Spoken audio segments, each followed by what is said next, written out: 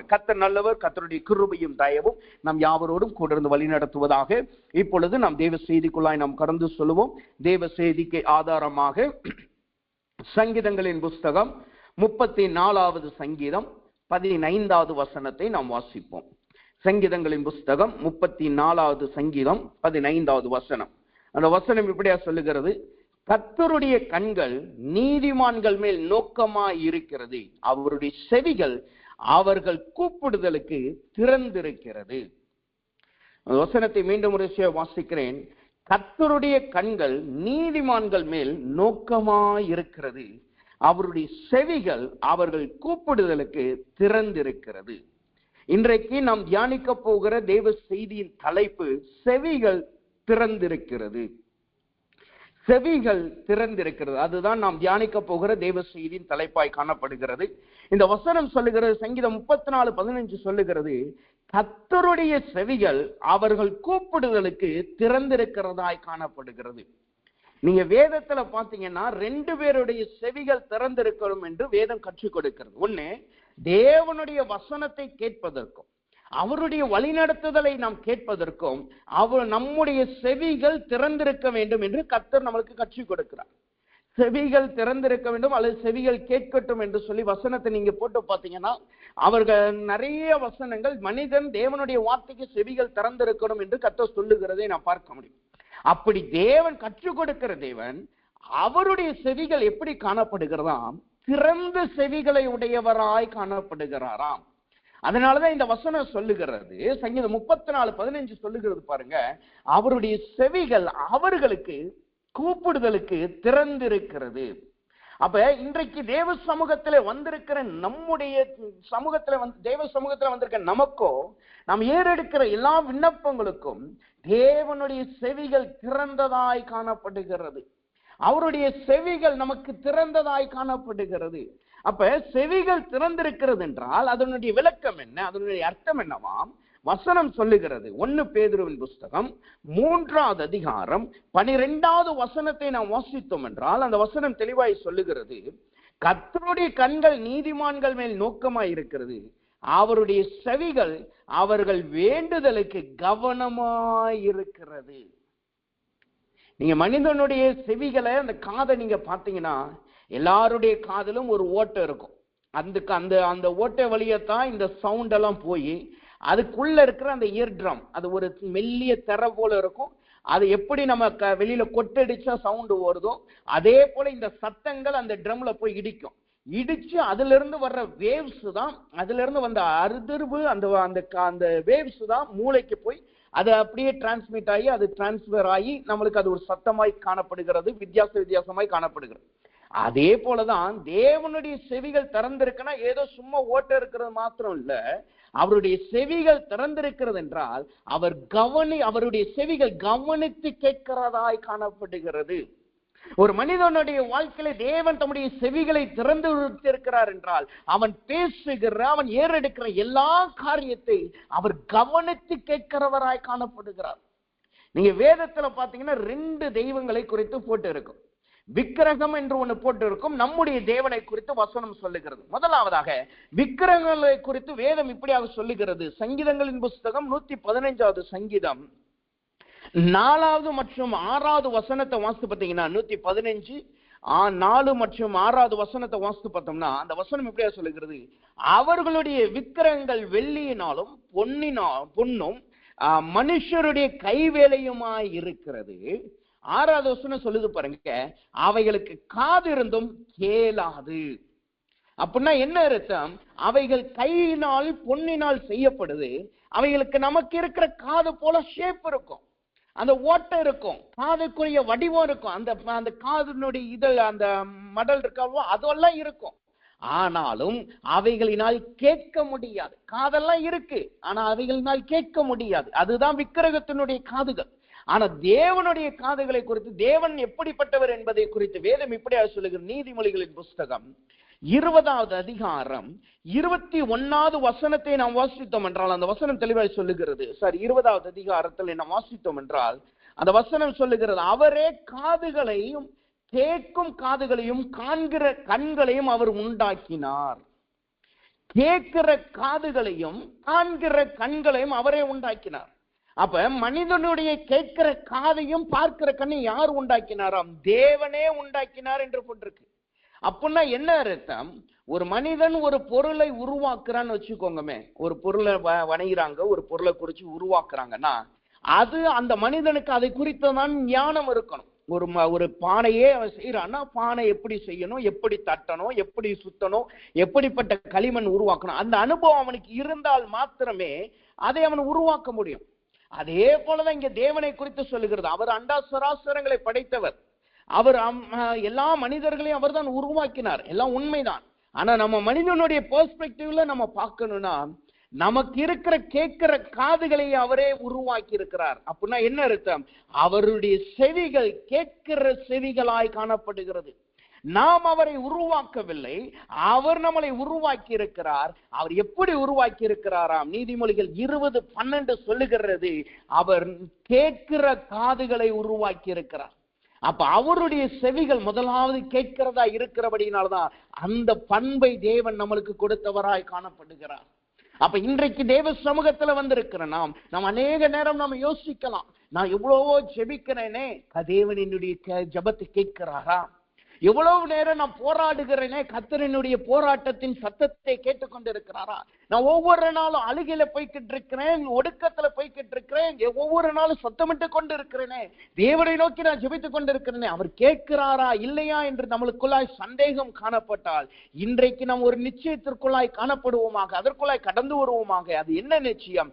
அவர்தான் கேட்கிற காதுகளை உண்டாக்கி இருக்கிறபடினால் அவரே காதுகளை உடையவராய் காணப்படுகிறார். அவருடைய செவிகள் கேட்கிற செவிகளாய் காணப்படுகிறது. அப்படிப்பட்ட நிச்சயத்தோடு விசுவாசத்தோடு நாம் காணப்படுவோமாக. இப்படி நாம் கேட்கும் பொழுது, இதை குறித்து தியானிக்கும் பொழுது நமக்குள்ளாய் எல்லாருக்குள்ளாய் ஒரு கேள்வி வரும். என்ன கேள்வி? என் தேவன் செவிகள் திறந்திருக்கு, தேவன் கேட்கிறவராய் இருக்கிறார், நான் பேசுகிற சத்தத்தை அவர் கவனிக்கிறவராய் இருக்கிறார்னா அவர் ஏன் என்னுடைய ஜெபத்துக்கு அநேக நேரம் பதில் தர்றதில்ல? நான் போராடி போராடி ஜெபிக்கிறேன், ஆனா எனக்கு பதில் வர்றதில்லையே. ஏன் சில நேரங்களில் தேவன் எனக்கு பதில் தரலைன்னு சொல்லி அநேக தேவ பிள்ளைகளுக்கு அது ஒரு இடறுதலின் காரியமாய் மாறுது. சில தேவ பிள்ளைகளுக்கு அவர்கள் இடறி போக மாட்டார்கள், ஆனால் அந்த சந்தேகத்திலேயே அவர்கள் வாழுகிறவர்களா இருப்பாங்க. விசுவாசம் குறைந்து போகிற நிலைமைக்கு தள்ளப்படுவார்கள். காரணம் என்ன? ஏன் சில நேரங்களில் தேவன் பதில் தருவதில்லை உடனடியாக? அதுக்கு அநேக காரணங்கள் வேதம் நம்மளுக்கு சுட்டி காட்டுகிறது. ஆனா ரெண்டு காரணத்தை சொல்லி பின்பாக நம் தேவனுடைய செய்திக்குள்ளாய் நாம் அந்த டைட்டில்குள்ளாய் நாம் கடந்து சொல்லுவோமாக. முதலாவதாக வேதம் சொல்லுகிறது, அவர் எல்லாவற்றிற்கும் காலத்தை வைத்திருக்கிறார். நம்ம நினைக்கலாம், இன்னைக்கு எனக்கு இது நடந்தாகணும், இன்னைக்கு இது எனக்கு நிறைவேறியாகணும், இல்லைன்னா நான் செத்து போவேன், இல்லைன்னா நான் வெட்கப்பட்டு போவேன், இல்லைன்னா நான் மறிச்சு போயிடுவேன், இல்லைன்னா நான் வாழுகிறதுக்கு அர்த்தமே இல்லை என்று நம் அவசரத்திலே நாம் நிதானம் இல்லாமல் ஜெபித்துக் கொண்டிருக்கலாம். ஆனால் தேவனை பொறுத்தளவு அவரை குறித்து வசனம் சொல்லுகிறது, எல்லாவற்றிற்கும் அவர் ஒரு காலத்தை வைத்திருக்கிறார். பிரசங்கியின் புஸ்தகம் 3:11 சொல்லு பாருங்க, அவர் சகலத்தையும் அதின் காலத்தில் நேர்த்தியாய் செய்கிறார். சகலத்தையும் அவர் நேர்த்தியாய் செய்கிறார். அதை விட இன்னொரு வார்த்தை சொல்லுதுங்க, உலகத்தையும் அவர்கள் உள்ளத்திலே வைத்திருக்கிறார். ஆதலால் தேவன் ஆதி முதல் அந்த மட்டும் செய்து வருகிற கிரியை மனுஷன் கண்டுபிடியான். ஏன் சில நேரங்களில் நம்மளுக்கு பதில் வர்றது கிடையாது உடனடியாக? ஏனென்றால் அதற்குரிய காலம் என்று ஒண்ணு இருக்கிறது. நாம இன்னைக்கு கேட்கலாம், நாம இன்னைக்கு கேட்டு தேவ சமூகத்துல அலம்படிக்கலாம், ஒப்பு கொடுக்கலாம், அழுகலாம். ஆனா அதற்கென்று ஒரு காலத்தை கர்த்தர் வைத்திருக்கிறார். ஒரு பிள்ளை வளர்ந்து வருது என்றால் அது கேட்கிற எல்லாத்தையுமே பெற்றோர்கள் கொடுக்கிறது கிடையாது. ஒரு போன், ஒரு பிள்ளை ஒரு 5 வயசு தான் இருக்கு அல்லது 6 வயசு தான் இருக்குன்னா போன் கேட்டா, பேசுறது கேட்டா அல்லது எதுக்காவது காரியத்துக்கு கேட்டா கொடுக்கறது கிடையாது. நாம அதுல ஒரு வீடியோ போட்டு கொடுப்போம் அல்லது ஏதாவது ஒரு காரியத்தை வைத்துதான் லாக் பண்ணி தான் கொடுப்போம். காரணம் என்ன? அந்த பிள்ளைக்கு எல்லாவற்றையும் பார்ப்பதற்கு அதுக்கு தகுதி கிடையாது. அது காலம் அல்ல, அது வளர்ந்து வரணும். அந்த காலம் வந்த பிறகுதான் அதற்கு கொடுக்க முடியும். சில பிள்ளைகளுக்கு சில விதமான ஆகாரத்தை நாம் கொடுக்கிறது கிடையாது, சில விதமான பொருட்களை கொடுக்கிறது. காரணம் என்ன? அந்த ஆகாரத்தை உண்ணுவதற்கோ அல்லது அந்த பொருளை பயன்படுத்துவதற்கோ அதற்கு இன்னும் காலம் வரல. அந்த காலம் வந்தாதான் அந்த பிள்ளை அதுக்கு பெறணும். 1ஆம் வகுப்பு படிக்க வேண்டிய பிள்ளைய 10ஆம் வகுப்புல கொண்டு போய் நம்ம விட முடியுமா? விட்டா என்ன படிக்கும்? ஒண்ணுமே நடக்காது. ஏனென்றால் அதற்குரிய காலம் அல்ல. அதே போலதான் தேவனுடைய சமூகத்திலே நாம் அவருடைய பிள்ளைகளாய் இருக்கிறோம். அப்ப அவர் எல்லாவற்றிற்கும் ஒரு காலத்தை வைத்திருக்கார். அதுல நாம் பொறுமையாய் நாம் ஓடணும்.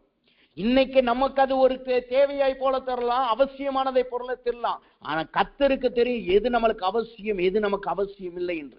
இன்னொரு காரியம் இன்னொரு காரணம் என்ன? இன்னொரு அர்த்தம் எதனால் தேவன் தாமதிக்கிறார்? வசனம் சொல்லுகிறது, அவர் விசுவாசத்தை பெருக செய்யும்படியாய் தாமதிக்கிறார். லாசருவினுடைய வாழ்க்கையில நீங்க பார்த்தீங்கன்னா, அவர் வியாதிப்பட்டு இருக்கிறான் என்று, உன்னுடைய நண்பர் வியாதிப்பட்டு இருக்கிறான் என்று சொன்ன உடனே இயேசு ஓடி வரல.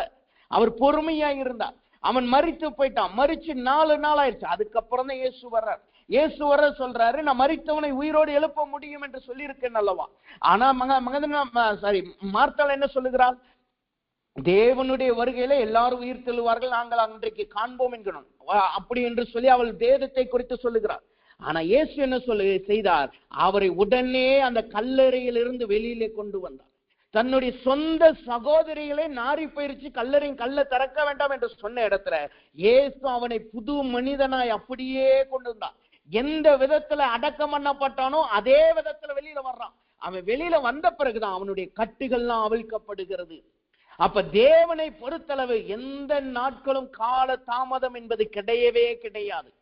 நம்முடைய பார்வையில் அது கால தாமதத்தை போல் காணப்படலாம், ஆனால் கர்த்தருடைய பார்வையில் அது கிடையாது. ஏனென்றால் அவர் எல்லாவற்றையும் நேர்த்தியான காரியங்கள், நேர்த்தியான வேலைகளை செய்வார். அப்ப தேவ சமூகத்துல வந்திருக்கிற நாம் ஒரு நிச்சயத்தோடு இருப்போம். நம் புலம்ப கூடாது, தேவ சமூகத்துக்கு சொல்லக்கூடாது, ஆண்டவரே நான் ஜெபிக்கிறேன் ஆனா எனக்கு நீங்க பதில் தர மாட்டேங்கிறீங்களே என்று தேவனோடு நாம் போராடுகிறவர்களாய் காணப்படக்கூடாது.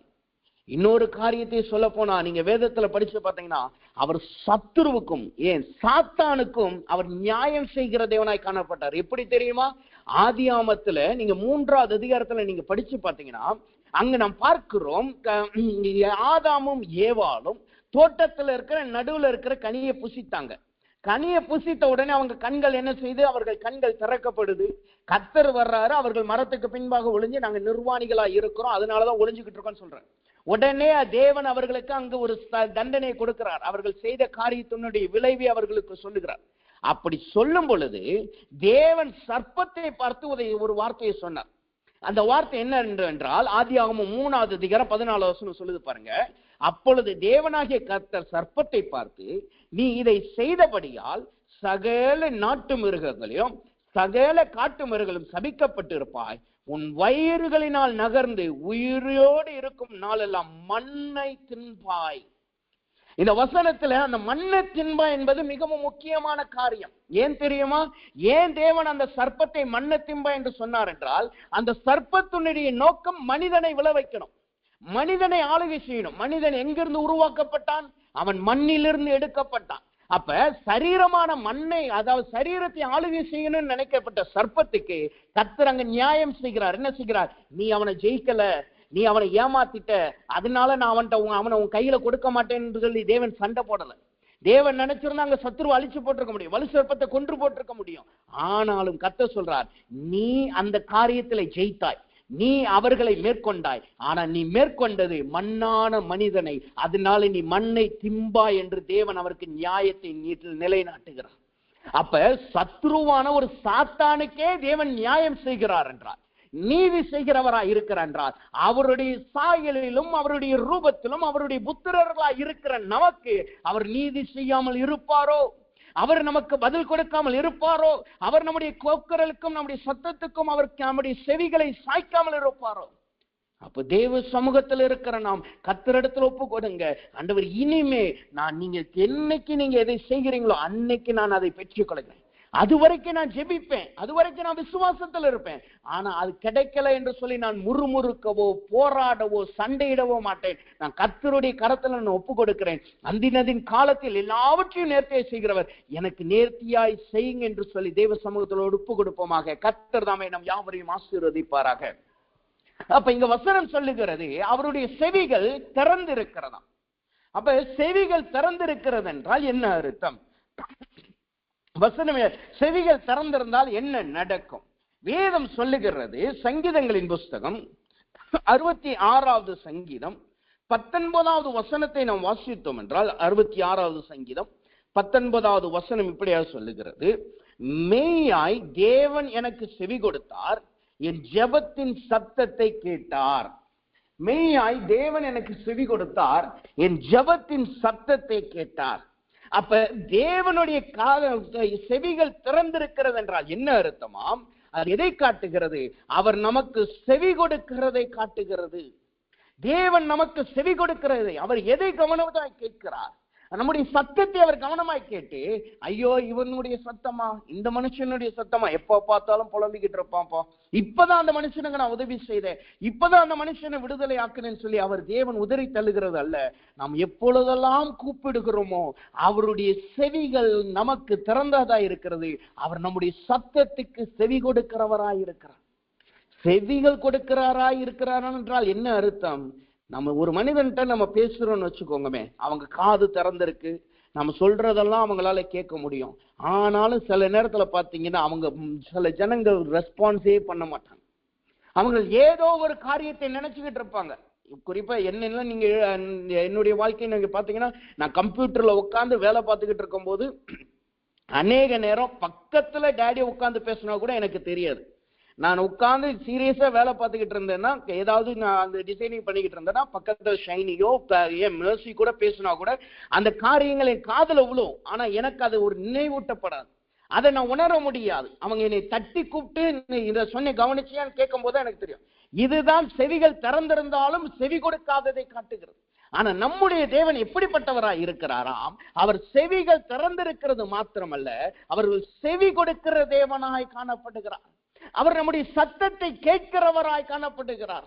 நம்முடைய சத்தத்தை புறக்கணிக்காமல் அவர் நமக்கு பதில் கொடுக்கும்படி ஆயத்தப்படுகிறவராய் காணப்படுகிறார். அப்ப வேதம் சொல்லுகிறது, அவருடைய செவிகள் திறந்திருக்கிறது என்றால் அவர் செவி கொடுக்கிற தேவனாய் காணப்படுகிறார். அப்ப செவி கொடுக்கிறார் என்றால் என்ன அர்த்தம்? அப்படி எதற்கெல்லாம் யாருக்கெல்லாம் அவர் செவி கொடுக்கிற தேவனாய் காணப்படுகிறார், எந்தெந்த சூழ்நிலையிலே கர்த்தர் நம்முடைய சத்தத்துக்கு செவி கொடுக்கிறவராய் காணப்படுகிறார் என்று சொல்லி 3 குறிப்புகளை பார்த்து நாம் ஜெபிப்போமாக. முதலாவதாக, எப்படிப்பட்ட எந்த சூழ்நிலையிலே கர்த்தர் நமக்கு செவி கொடுக்கிறவராய் இருக்கிறாராம்?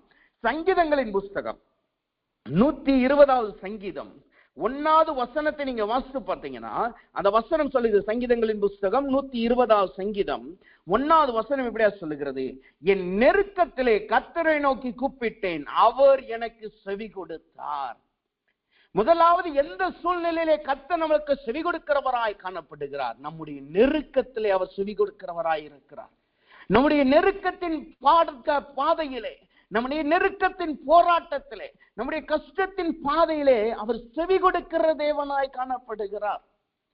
உதாரணத்துக்கு இந்த நெருக்கத்திலே செவி கொடுக்கிற தேவனாய் இருக்கிறார் என்பதற்கு யாரை நாம் உதாரணமாய் பார்க்க முடியும்? வேதம் சொல்லுகிறது, ஆதியாகமத்தின் புஸ்தகம் 30வது அதிகாரம் 17வது வசனத்தில் அங்கு ஒரு ஸ்திரீயை குறித்து பார்க்க முடியும். கர்த்தர் அவளுக்கு செவி கொடுத்தார் என்று வசனம் சொல்லுகிறது. என்ன அந்த வசனம் இப்படியா சொல்லுது பாருங்க, தேவன் லேயாளுக்கு செவி கொடுத்தார். இங்கு ஒரு ஸ்திரீக்கு தேவனுடைய செவிகள் திறந்ததாய் காணப்படுகிறது. இங்கு ஒரு ஸ்திரீக்கு தேவன் அவளுடைய சத்தத்துக்கு செவி கொடுத்த தேவனாய் காணப்படுகிறார். அவருடைய நெருக்கத்திலே கர்த்தர் அவளுக்கு செவி கொடுத்தார். லேயாளுக்கு என்ன நெருக்கம் வந்தது? நீங்க வேதத்துல படிச்சு பார்த்தீங்கன்னா, யாக்கோபினுடைய மனைவியாகிய லேயாளை குறித்து வேதம் சொல்லுகிறது. அவளுடைய வாழ்க்கையில ஆரம்பம் முதற்கொண்டே அவளுக்கு ஒரு நெருக்கமான வாழ்க்கை தான். நீங்க வேதத்துல படிச்சு பார்த்தோம் என்றால், அதுக்கு முந்தின அதிகாரம் ஆதியாகமம் 29வது அதிகாரம் 26வது வசனத்துல படிச்சு பார்த்தோம்னா, லேயாளை குறித்து வசனம் இப்படியே சொல்லுகிறது. லாபான் சொல்லுகிறான் பாருங்க, அதற்கு லாபான், மூத்தவள் இருக்க இளையவளை கொடுப்பது இவ்விடத்து வழக்கம் அல்ல. இது எதை காட்டுகிறது? அவளுடைய திருமணமே அவளுக்கு விருப்பம் இல்லாமல் நடந்திருக்கு. அவளுடைய திருமணமே, அவளுடைய கணவன் யாரை திருமணம் செய்தானோ அந்த மனுஷனுடைய விருப்பம் இல்லாமல் நடந்திருக்கு. ஒரு திருமணம் ஒரு ஸ்திரீக்கு ஒரு முக்கியமான காரியம். ஒரு மனுஷனுக்கு திருமணம் தான் அது சந்தோஷத்தை கொண்டு வருகிற நாளாய் காணப்படுது. வெவ்வேறு 2 மனிதர்கள் ஒரு மனமாய் இணைகிற காலத்தை காட்டுகிறது. ஆனா லேயாளுடைய வாழ்க்கையை பாருங்க, எவ்வளவு நெருக்கத்துல இருந்திருக்கிறா. அவளுடைய விருப்பம் அங்க நிறைவேறல. அவள் கட்டாயத்தின்படி அங்க திருமணம் செய்யப்படுகிற. என்ன கட்டாயம்? நீ இளையவள் அவன் விரும்புகிறான், அதனால நீ கல்யாணம் பண்ணிக்கும். மூணாவது என்ன நடக்குது? மறைமுகமாய் அவளுடைய கல்யாணம் தான், ஆனா அவளால் மனமகிழ்ச்சி இருக்க முடியல. நான் தான் உன்னை கல்யாணம் பண்றேன்னு வெளிப்படையா கூட சொல்ல முடியல. அவ்வளோ நெருக்கம், அவ்வளோ பாடுகள், அதன் மத்தியிலே அவள் காணப்படுகிறாள். அவளுடைய வாழ்க்கையின் முக்கியமான பகுதி ஏமாற்றப்பட்ட பகுதியாய் காணப்படுகிறது. நாம் அநேக தடவை சொல்லுகிறோம், யாக்கோபு ஏமாற்றப்பட்டான்.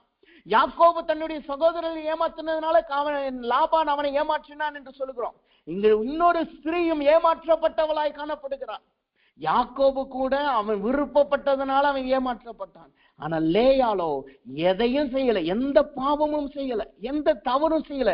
தன் தகப்பனுடைய சொல்லுக்கு கீழ்ப்படுகிறவள், தன்னுடைய சமூகத்திலே உண்மையல்ல நல்ல ஸ்திரீயாய் காணப்பட்டிருக்கிறாள்.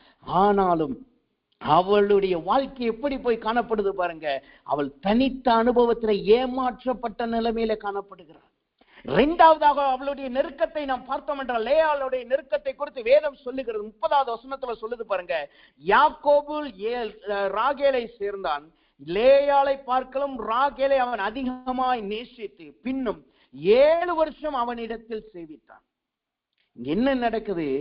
கல்யாணம் முடிஞ்சு 7 நாள் கூட ஆகல, இன்னொரு கல்யாணத்தை அவன் பண்ணிட்டு வந்துட்டான். கல்யாணம் முடிஞ்சு 7 நாள் தான். அதுக்கு முந்தின வசனத்தை நீங்க பார்த்தீங்கன்னா, லாபான்ட்ட போய் யாக்கோபு சண்டை போடுறான். உடனே லாபான் சொல்லுகிறான் பாருங்க, இவளுடைய 7 நாள் நிறைவேற்று அவளையும் உனக்கு தருவேன், அவளுக்காக நீ இன்னும் 7 வருஷம் என்னிடத்தில் வேலை செய்யணும். என்ன நடக்குது? இப்பதான் அவளுக்கு கல்யாணம் நடந்திருக்கு. ஆனா யாக்கோபு அவன் முகத்திலேயே நேரடியா சொல்லிட்டான், இவனை எனக்கு பிடிக்கல, இவளை ஏன் நீங்க எனக்கு கல்யாணம் பண்ணி வைத்தீங்க? உடனே அவன் சொல்றான், அவளுடைய சகோதரி எனக்கு கொடுங்க. உடனே தகப்பன் சொல்றான், 7 நாள் வெயிட் பண்ணுப்பான். 7 நாள் வெயிட் பண்ணிட்டு உடனே அவள் இன்னொரு கல்யாணத்தை அவன் பண்ணுகிறவனாய் காணப்பட்டான். அப்ப யோசிச்சு பாருங்க, அந்த ஸ்திரீயினுடைய மனதின் எண்ணத்தை, மனதின் ஓட்டத்தை யோசிச்சு பாருங்க. சந்தோஷமாய் வாழ வேண்டிய நாட்கள், சந்தோஷமாய் வாழ்க்கையை தொடங்க வேண்டிய காலங்கள், இப்பொழுது அவளுக்கு ஒரு துக்கமான நிலைமையா இருக்கு. சொந்த சகோதரியை அவளுக்கு எதிரானவளாய் காணப்படுகிறாள். சொந்த கணவனை அவளை நேசிக்காதவனாய் காணப்படுகிறான். இதுதான் அவளுடைய வாழ்க்கையில காணப்பட்ட நெருக்கமாய் காணப்படுது. அதுல இன்னொரு கோரமான விஷயம் என்ன தெரியுமா? அடுத்த வார்த்தை சொல்லுகிறது, நீங்க வசனத்தை நீங்க வாசித்து பார்த்தீங்கன்னா, வசனம் இப்படியாக சொல்லுகிறது. 32வது வசனத்தை நீங்க வாசித்து பார்த்தீங்கன்னா வசனம் சொல்லுகிறது, லேயாள் கர்ப்பவதியாகி ஒரு குமாரனை பெற்று கர்த்தர் என் சிறுமையை பார்த்தருளினார், இப்பொழுது என் புருஷன் என்னை நேசிப்பான் என்று சொல்லி. எப்ப சொல்லுகிறா பாருங்க, 7 நாட்கள் துக்கப்படுகிறாள். 7 நாளுக்கு அப்புறம் ஒரு பெரிய ஒரு துக்கம் வருகிறது. அதுக்கப்புறம் அவள் ஒரு குழந்தையை பெறுகிறாள். குழந்தையை பெற்றுட்டு அவள் சந்தோஷப்பட்டு சொல்லல. அவள் குழந்தையை பெற்றுட்டு அவளுக்குள்ளாக எனக்கும் என் கணவனுடைய அன்புக்கும் இடையில ஒரு குழந்தை வந்திருக்கு. அதெல்லாம் அவளுடைய வாழ்க்கையில இல்ல. அவளும் அந்த ஸ்திரீயினுடைய வாழ்க்கை எப்படி இருக்கு பாருங்க, இனிமேனாலும் என் கணவன் என்னை நேசிப்பான். இது எவ்வளவு பெரிய துக்கமான விஷயம். எனக்கு குழந்தை பிறந்ததுனாலதான் என் கணவன் என்னை நேசிப்பான் என்கிற சொல்லுகிற அளவுக்கு அவள் தள்ளப்பட்டதை பார்க்கிறோம். அது எவ்வளவு பெரிய நெருக்கம். அது அதோட முடிந்து விடல. ஒவ்வொரு குழந்தை பிறக்கும் பொழுதும் அவருடைய நம்பிக்கை அங்கு வெளிப்படுகிறது. முதலாவது குழந்தை என்னது? 32வது வசனம் சொல்லுது, ரூபன் என்கிறவன். ரூபன் என்று பெயர் சூட்டப்பட காரணம் என்ன? என் புருஷன் என்னை நேசிப்பான். இதுவரைக்கும் அவன் என்னை நேசிக்கலப்பா, எனக்கு ஒரு குழந்தை பிறந்துச்சு, இனிமேனாலும் என் புருஷன் என்னை நேசிப்பான் என்று சொல்லுகிறான். அடுத்து ஒரு குமாரன் பிறக்குது. 33வது வசனம், சிமியோன். சிமியோன் சொல்லுவதற்கான காரணம் என்ன? அவள் சொல்லுகிறா பாருங்க, நான் ஒரு அற்பமாய் எண்ணப்பட்டதை கர்த்தர் கேட்டருளி இவனை எனக்கு தந்தருளினார். ரூபன் பிறந்த பிறகு அவள் என்னை நேசிப்பான் என்று நினைத்தவள் இன்னும் யாக்கோபு லேயாளை அற்பமாய் எண்ணுகிறான். அதனாலதான் அவள் சொல்லுகிறா பாருங்க, அற்பமாய் எண்ணப்பட்ட என்னை கர்த்தர் என்னை இன்றைக்கு உயர்த்தி வைத்திருக்கிறார். முதலாவது குழந்தை பிறந்தப்பதான் என்னை நேசிக்கல, இப்ப 2வது குழந்தையும் கர்த்தர் எனக்கு கொடுத்து என்னை உயர்ந்தவளாய் வைத்திருக்கிறார் என்று சொல்லி அவள் தன்னுடைய கணவனுடைய அன்புக்கும் தன்னுடைய கணவனுடைய அங்கீகாரத்திற்கும் அவள் ஏங்கி ஓடுகிறவளாய் காணப்படுகிறார். அதோடு நின்றதா? அடுத்த வசனம் சொல்லுது பாருங்க, 34வது வசனத்துல லேவி என்கிற ஒரு குமாரனை பெறுகிறாள். அவளுக்கு லேவி என்று பெயர் எடுக்கிறாள். லேவி என்று பெயர் எடுக்கிறதுக்கான காரணம் என்ன? அந்த வசனம் சொல்லுவாங்க, இப்பொழுது என்னுடனே சேர்ந்திருப்பார் என்று சொல்லி. யார்? தன்னுடைய கணவன். என்னை நேசிக்கணும்னு நினைச்சு முதல் குமாரனுக்கு பேர் சுட்டினால் இல்ல, தன்னை அற்பமாய் நினைச்சவன் என்னை கர்த்தர் உயர்த்தினான்னு சொல்லி ஒரு 2வது குமாரனுக்கு பெயர் சொன்னா அதுவும் நடக்கல. 3வதா ஒரு பெயர் சொல்லுகிறார், இனிமேனாலும் என் கணவன் என்னை நேசித்து நடத்துவான், இனிமேனாலும் என் கணவன் என்னோடு கூட இருப்பான் என்று சொல்லி அவனுக்கு லேவி என்று பெயரிடுகிறதை பார்க்க முடியும்.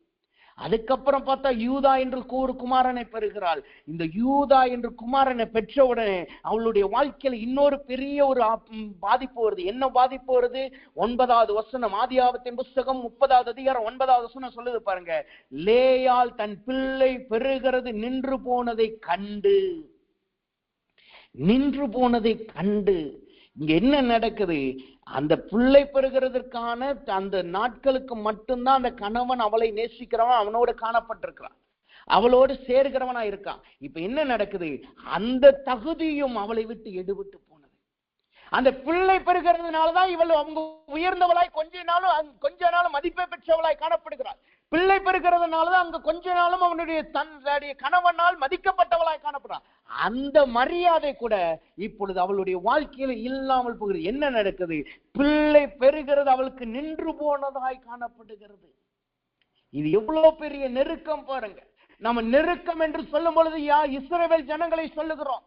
நம் நெருக்கம் என்று சொல்லும்போது அநேக தேவ பிள்ளைகளை காட்டுறோம். மறைமுகமாய் ஒரு ஸ்திரீ எவ்வளவு பெரிய நெருக்கத்திற்குள் கொண்டு சென்றிருக்கிறான்.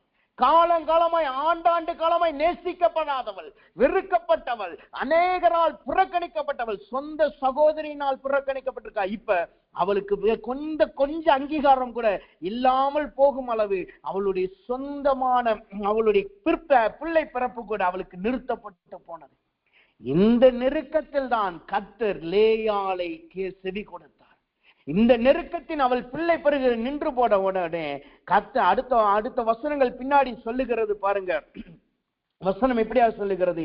லேயாளுக்கு கர்த்தர் செவி கொடுத்தார். 17வது வசனம் சொல்லுது, தேவன் லேயாளுக்கு செவி கொடுத்தார். அதுக்கு முந்தின வசனம் ஒண்ணு சொல்லுகிறது. நீங்க பாத்தீங்கன்னா அந்த வசனத்தை படிச்சு பார்த்தோம்னா, அவள் தூதாயின் கனியை ரூபன் லேயாளுக்கு கொடுக்கிறான். என்ன கொடுக்கிறான்? அவன் கோதுமை அறுப்பு நாட்கள்ல ஒரு கனியை கண்டுபிடிக்கிறான். அந்த கனி தூதாயி கனி. தூதாயி கனி என்று நாம் வாசித்து பார்த்தோம் என்றால், தூதாயி கனியை குறித்து வேதம் இப்படி வசனம் சொல்லுகிறது. அதை குறித்து நீங்க வரலாற்றுல தூதாயின் கனி என்ன நீங்க பாத்தீங்கன்னா, அது ஒரு லவ் ஆப்பிள் என்று சொல்லுகிறார்கள், காதல் ஆப்பிள் என்று சொல்லுகிறார்கள். அந்த காலத்துல ஒரு நம்பிக்கை இருந்தது, இதை சாப்பிட்டால் குழந்தை பிறக்காதவர்கள் கூட குழந்தை பிறக்கும். இந்த தூதாயி கனியை குறித்து நீங்க பாத்தீங்கன்னா, அது ஒரு சின்ன பழமா தான் இருக்கும். ஒரு பிளம்ஸ் பழத்தை போல சின்ன பழமா இருக்கும். அது ஒரு எல்லோ கலர்ல இருக்கும். அது ஒண்ணு. அதே மாதிரி அதுக்குள்ள இருக்கிற அந்த சதை பகுதி இருக்கல்லவா, அது ஒரு மென்மையான ஒரு கூழ் போல இருக்கும். அது ஒரு மென்மையான கூழ் போல காணப்படும். அப்படிப்பட்ட ஒரு பழத்தை தான் அங்கு அவனுக்கு கொடுக்கிறார். அவனுடைய சொந்த குமாரன் கொடுக்க. ஆனா அங்க என்ன நடக்குது பாருங்க, அந்த பழத்துல கூட ராகேல் பங்கிடும்படியாய் வருகிறான். ஆனா இங்க வசனத்தை நீங்க படிச்சு பாத்தீங்கன்னா, அந்த பழத்தினாலே பிள்ளை பெற முடியும் என்கிற ஒரு நம்பிக்கை இருந்துச்சு. ஆனா நீங்க வசனத்தின்படி படிச்சு பாத்தீங்கன்னா, அந்த பழத்தினால் அவள் பிள்ளை பெற்றதாக வசனம் சொல்லல. கர்த்தர் அவளுக்கு செவி கொடுத்தால் அதனாலதான் அவள் பிள்ளை பெற்றாள். ஏனென்றால் அந்த தூதாயின் கனியினால பிள்ளை பெற்றிருந்தால் ராகேல் சாப்பிட்டதுனால ராகேலுக்கும் பிள்ளை பிறந்திருக்கிறோம். நீங்க வசனத்தை நீங்க நல்லா படிச்சு பாத்தீங்கன்னா, லேயாளுடைய கடைசி குமாரத்தி யார் என்றால் தீனாள். அவளுக்கு கடைசியா பிறந்தது தீனாள். தீனாளுக்கு அப்புறம் தான் யோசேப்பு பிறக்கிறான். தீனாளுக்கும் யோசேப்புக்கும் ராகேலுக்கு பிறக்கிறது யோசேப்பு. தீனாளுக்கும் யோசேப்புக்கும் இருக்கிற காலத்தை நீங்க படிச்சு பாத்தீங்கன்னா, குறைஞ்சது 3 to 4 வருஷம் இருக்கு. யோசேப்புக்கும் இசக்கார், அதாவது லேயாளுக்கு 5வது பிறந்த குமாரனாகி இசக்கார், கர்த்தர் சத்தத்தை கேட்டு ஒரு குமாரனை கொடுத்தார் அல்லவா, அவனுடைய பேர் இசக்கார். இசக்காருக்கும் யோசேப்புக்கும் இருக்கிற காலத்தை நீங்க படிச்சு பாத்தீங்கன்னா, அது ஒரு 6 to 7 வருஷம் கேப் இருக்கு. அப்ப 7 வருஷம் கேப்ல ராகேலும் அந்த தூதாய் பணத்தை சாப்பிட்டு இருக்கிறாப்ல. ஆனா அவளுக்கு அந்த குழந்தை பாக்கியத்தை கொடுக்கல. ஏன்னா கர்த்தரே அதை அடைத்து வைத்திருந்தார். அப்ப இங்க என்ன நடக்கிறது? லேயாளுக்கு கர்த்தர் தான் அவளுக்கு செவி கொடுத்த ஒரு குமாரனை கொடுக்கிறார். அவளுடைய நெருக்கத்தின் சத்தத்தை கர்த்தர் கேட்டார். அவருடைய அந்த பிள்ளை பிறப்பு நின்று போனது, அது அவளுக்கு ஒரு வேதனையா இருந்தது. கர்த்தர் அவளுக்கு அது ஒரு ஆதரவாய் திரும்ப கொடுத்தார். இன்றைக்கு கர்த்தர் சொல்லுகிறார், உங்களுடைய நெருக்கத்தின் பாதை இப்படி காணப்படுகிறதா? நீங்க எல்லா நாளையும் வெறுக்கப்பட்டவர்களாய் காணப்படுகிறீர்களா? சொந்த கணவனினால் வெறுக்கப்பட்டவர்களாய் இருக்கிறீர்களா? சொந்த மனைவியினால் புறக்கணிக்கப்பட்டவர்களாய் காணப்படுகிறீர்களா? ஏன் சொந்த சகோதரர்களோ உடன்பிறப்புகளே உங்களுக்கு விரோதமாய் ராகேல் எப்படி லேயாளுக்கு காணப்பட்டாலோ அதே போல் காணப்படுகிறார்களா? கர்த்தர் சொல்லுகிறார், உங்களுடைய நெருக்கத்தின் சத்தத்தை தேவன் இன்றைக்கு செவி கொடுத்திருக்கிறார். உங்களுடைய நெருக்கத்தின் சத்தத்திற்கு அவருடைய செவிகள் திறந்ததாய் காணப்படுகிறது. எப்படி லேயாளை கர்த்தர் அவளுக்கு செவி கொடுத்து அவளை சந்தித்தாரோ அதே போல் தேவன் உங்களை இன்றைக்கு சந்திக்கிறார். இங்க லேயாளை கர்த்தர் சந்தித்த உடனே என்ன நடக்குது? வசனம் இப்படியா சொல்லுகிறது. பின்பாக வசனங்களை நாம் படிச்சு பார்த்தோம்னா வசனம் சொல்லுகிறது, அவள் தேவன் லேயாளுக்கு செவி கொடுத்தால் அவள் கர்ப்பவதியாகி யாக்கோபுக்கு 5ஆம் குமாரனை பெற்றாள். இன்றைக்கு கர்த்தர் சொல்லுகிறார், லேயாளுக்கு உலகத்தின்படி எல்லாருக்கும் முன்பாக குழந்தை பிறப்பு நின்று போயிருச்சு. அது இனிமே பிறக்க வாய்ப்பே கிடையாது. எல்லாருக்கும் முன்பாக அவள் தாழ்த்தப்பட்டு போனாள். அவளுடைய வழிபாட்டு நாட்கள் முடிஞ்சு போயிருச்சு. ஆனா கர்த்தர் சொல்லுகிறார், அவளுடைய செவியை கேட்டு இயற்கைக்கு அப்பாற்பட்ட காரியத்தை செய்தது போல இன்றைக்கு கர்த்தர் உங்களுக்கும் செய்ய அவர் வல்லமையுள்ளவராயிருக்கிறார். அவர் உங்களுக்கு இயற்கைக்கு அப்பாற்பட்ட காரியத்தை செய்ய வல்லமையுள்ளவராயிருக்கிறார். உலகம் சொல்லலாம் இனிமேல் அது முடியாது, உலகம் சொல்லலாம் இனிமே உங்களால மீண்டு வர முடியாது, உலகம் சொல்லலாம் அது உங்களுக்கு தகுதி கிடையாது, நீ எல்லாத்தாலும் புறக்கணிக்கப்பட்டுட்ட, யாரும் உனக்கு சமாதானம் சொல்ல முடியாது, யாரும் நீ மீட்டுக் கொள்ள முடியாது, இனிமேல் மரணம் வரைக்கும் வாழ்க்கையில சந்தோஷம் என்கிற வார்த்தை கிடையாது என்று சொல்லலாம். கர்த்தர் சொல்லுகிறார், உங்களுடைய நெருக்கத்தின் சத்தத்தை தேவன் கேட்டார். லேயாளின் நெருக்கத்தின் சத்தத்துக்கு செவி கொடுத்த தேவன் இன்றைக்கு நம்முடைய நெருக்கத்தின் சத்தத்துக்கு தேவன் செவி கொடுத்து அவர் உங்களுக்கு இன்றைக்கு உங்களுடைய விண்ணப்பத்திற்கு பதில் கொடுக்கிறவராய் காணப்படுகிறார். இங்க லேயாளுக்கு தேவன் பதில் கொடுத்து ஒரு குமாரனை பெற்றால், 5வது குமாரனை பெறுகிறார். அவளுக்கு பேர் என்ன தெரியுமா? இசக்கார் என்று பெயரிட்டார். இசக்கார் என்று பெயரிடுவதற்கான காரணம் என்ன? 18வது வசனம் சொல்லுது, நான் என் வேலைக்காரியை என் புருஷனுக்கு கொடுத்த பலனை தேவன் எனக்கு தந்தார். என் வேலைக்காரி என் புருஷனுக்கு கொடுத்த பலனை தேவன் எனக்கு தந்தார். அவர்களுக்கு நான் உதவி செய்ததுனால, அவர்களுக்கு நன்மை செய்ததுனால கர்த்தர் எனக்கு இரக்கம் பாராட்டினார். கர்த்தர் சொல்லுகிறார், நீங்க இதுவரைக்கும் மற்றவர்களுடைய ஆதாயத்தை நம்பி வாழ்ந்திருக்கலாம், என்னால முடியல நீங்க போங்கப்பா என்று சொல்லி மற்றவர்களை அழைப்பிருந்திருக்கலாம். ஒரு வேலை வாய்ப்பு வந்திருக்கும், ஆனா அதை செய்ய எனக்கு தகுதி இல்லை, என் வாழ்க்கையில ஒண்ணுமே இல்லை, இனிமே நான் அந்த வேலையை பார்த்து என்ன செய்யலாம் என்று நீங்கள் யோசிக்கலாம். அல்லது ஏதோ ஒரு உயர்வு வந்திருக்கும், ஆனா உங்க வாழ்க்கையில நடந்த நெருக்கமும் சோர்வும் உங்களை தவிர மற்றவர்களை அனுப்ப வேண்டிய நிலைமைக்கு நீங்க தள்ளப்பட்டிருக்கலாம். கர்த்தர் சொல்லுகிறார், இனிமேல் நீங்கள் உயர்த்தப்படுகிற காலமாய் கர்த்தர் இந்த நாட்களை மாற்றுகிறார். உங்கள் நெருக்கங்கள் இன்றோடு மாற்றப்படுகிறது. நீங்களோ தேவனால் உயர்த்தப்படுகிறவர்களாய் மாறுகிறீர்கள். உங்களுடைய அடையாளங்கள் மாற்றப்படுகிறது. லேயாள் எப்படி 5வது குமாரனையும் 6வது குமாரனையும் எப்படி பெற்றாலோ அதே போல் கர்த்தர் உங்களுக்கு ஒரு ஜெயத்தை கொடுக்கிறார். பிள்ளை பெறுகிறது என்பது அது தேவனால் வந்த சுதந்திரமா இருக்கிறது, தேவனால் கொடுக்கப்படுகிற ஆசீர்வாதமா இருக்கிறது. அது ஒரு ஜெய ஜீவியத்தை காட்டுகிறது. கர்த்தர் சொல்லுகிறார், இந்நாள் முதற்கொண்டு உங்கள் நெருக்கத்திலிருந்து தேவன் விடுதலையை கொடுத்து அவர் ஒரு ஜெயத்தின் பாதையிலே நடத்த வல்லமையுள்ள கர்த்தராய் காணப்படுகிறார். அப்ப முதலாவது யாருக்கு செவி கொடுக்கிறார்? நெருக்கப்படுகிறவர்களுக்கு. இன்னைக்கு யாருடைய வாழ்க்கையெல்லாம் நெருக்கப்பட்டு இருக்கு? லேயாளை போல நீங்கள் நெருக்கப்பட்டு இருக்கிறீர்களா? ஒதுக்கப்பட்டு காணப்படுகிறீர்களா? மனமகிழ்ச்சியின் நாட்கள் கசப்பின் நாட்களை போல காணப்படுகிறதா?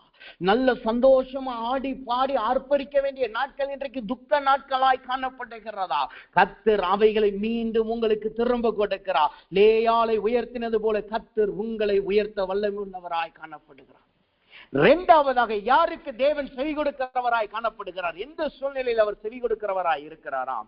வசனம் சொல்லுகிறது, 2 ராஜாக்களின் புஸ்தகம் 13வது அதிகாரம் 4வது வசனத்தை நாம் வாசித்து பார்த்தோம் என்றால் வசனம் எப்படியா சொல்லுகிறது?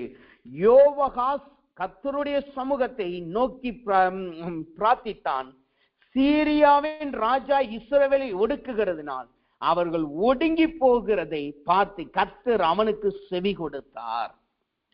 இங்கு ஒரு மனிதனுக்கு தேவன் செவி கொடுக்கிறார். எந்த சூழ்நிலையில? ஒடுக்கப்படுகிற நிலைமையில கர்த்தர் செவி கொடுக்கிறார். முதலாவது நெருக்கத்திலே கர்த்தர் செவி கொடுக்கிறார். இரண்டாவது ஒடுக்கப்படுகிற நிலைமையிலே. ஒடுக்கப்படுகிறது என்றால் என்ன அர்த்தம்? அதனுடைய விளக்கம் என்னவாம்? அதே 2 ராஜாக்கள் 14வது அதிகாரம் 26வது வசனத்தை வாசிங்கன்னா அவர்களுடைய ஒடுக்கத்தை குறித்து வசனம் இப்படியாக சொல்லுகிறது: இஸ்ரவேலில் உபத்திரவம் மிகவும் கொடியது என்றும் அடைப்பட்டவனும் இல்லை, விடுபட்டவனும் இல்லை, இஸ்ரவேலுக்கு ஒத்தாசை செய்கிறவனும் இல்லை என்று கர்த்தர் பார்த்து.